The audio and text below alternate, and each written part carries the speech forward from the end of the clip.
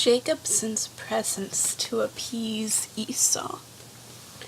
Jacob sent messengers before him to his brother Esau in the land of Seir, the country of Edom, instructing them, "Thus you shall say to my lord Esau, thus says your servant Jacob, I have lived with Laban as an alien, and stayed until now, and I have oxen, donkeys, flocks, male and female slaves, and I have sent to tell my lord, in order that I may find favor in your sight." The messengers returned to Jacob, saying, "We came to your brother Esau, and he is coming to meet you, and 400 men are with him." Then Jacob was greatly afraid and distressed, and he divided the people that were with him, and the flocks and herds and camels, into 2 companies, thinking, if Esau comes to the one company and destroys it, then the company that is left will escape. And Jacob said, "O God of my father Abraham, and God of my father Isaac, O Lord, who has said to me, return to your country and to your kindred, and I will do you good.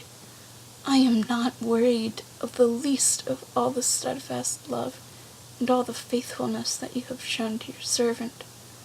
For with only my staff I crossed this Jordan, and now I have become 2 companies.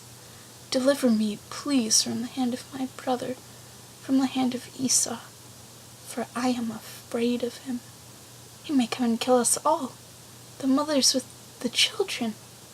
Yet you have said, I will surely do you good, and make your offspring as the sand of the sea, which cannot be counted because of their number." So he spent that night there, and from what he had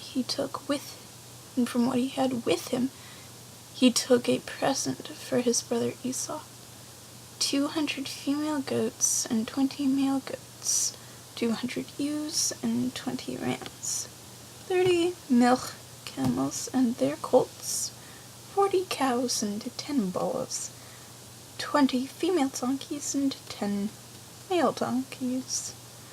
Then he delivered into the hands of his servants every drove by itself, and said to his servants, "Pass on ahead of me, and put a space between drove and drove."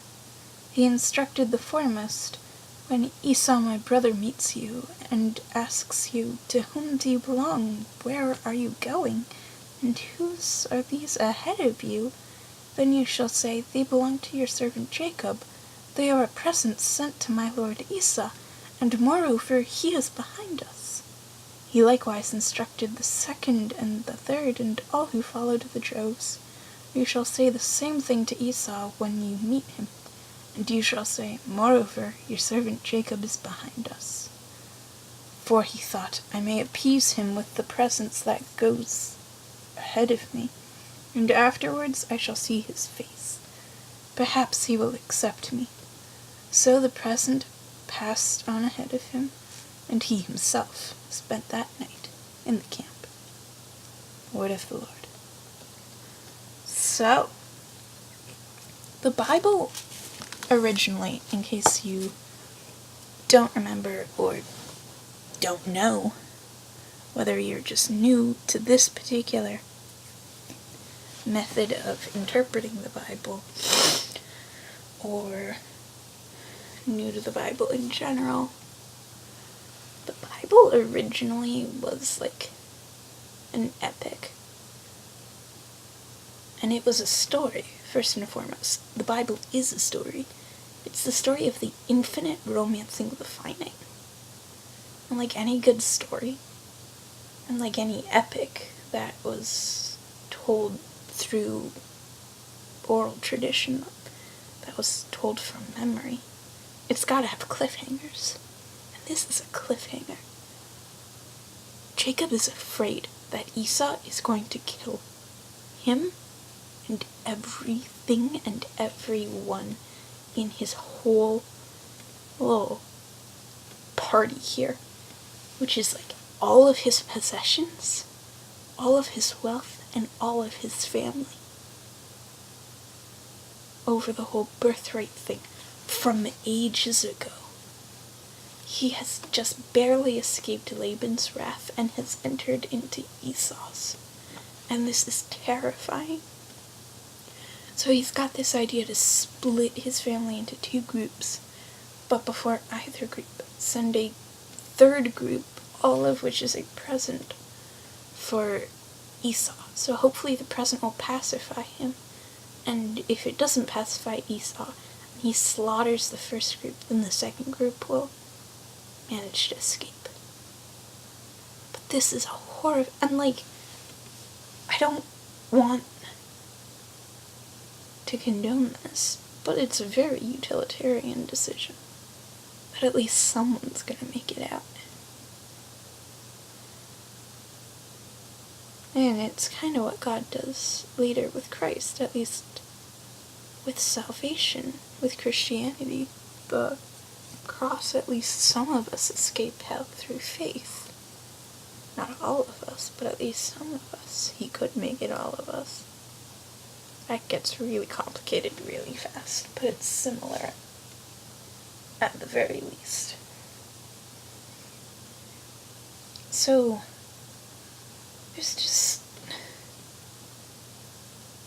I just feel bad for Jacob. He has gone through a lot, and he is trying to do his best, and he prays, and he thinks this is what God is guiding him to do. And it makes sense from like a narrative point as well. So what does this teach us about God? That God might send us into some really scary places for his sake. And we should still pray. What does it teach us about ourselves? Well, I guess we're gonna wind up in some sketchy places. And we might not hear from God, and we might have to make some choices about how to act when God is radio silent, when he doesn't respond within a certain time frame that we need him to in a way we can understand or interpret or want to understand or whatever. Though silence is a form of communication with prayer. It's a little sketch. And what does this teach us about the world? That it is not easy to navigate.